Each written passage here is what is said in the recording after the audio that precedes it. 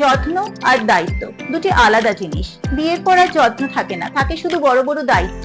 আর সেই দায়িত্ব পালন করতে গিয়ে যত্নটি কোথায় হারিয়ে যায়।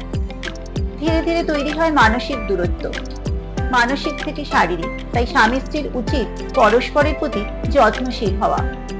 দিনের পর দিন সারা রাত জেগে প্রেমিকার সাথে গল্প করা ভালোবাসা বলে গণ্য হয়, কিন্তু স্ত্রীর সাথে এক রাত গল্প করাও মনে হয় নিছকই বোকামি। প্রেমিকার লাল গোলাপ পছন্দ, তাই সারা দুনিয়া খুঁজে প্রেমিকার হাতে লাল গোলাপ দিতে ব্যস্ত প্রেমিক। কিন্তু স্ত্রীর জন্য একদিন লাল গোলাপ আনাটাও আদিক্ষেতা বলে মনে হয়।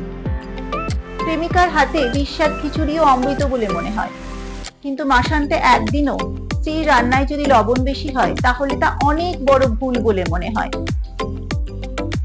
প্রেমিকা অসুস্থ হলে বা তার জ্বর হলে প্রতি 10 মিনিট অন্তর অন্তর তার খবর নেওয়াকে কেয়ার বলে মনে হয়, কিন্তু স্ত্রী অসুস্থ হলে তার খবর নিতে বিরক্ত লাগে।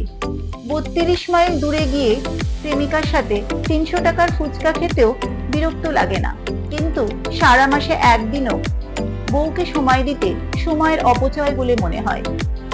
একটি অনিশ্চিত সম্পর্ককে আমরা যেভাবে গুরুত্ব দিই, যদি বিবাহিত সম্পর্ককে আমরা সেভাবে গুরুত্ব দিতাম তাহলে হয়তো ডিভোর্সের সংখ্যা কমে যেত।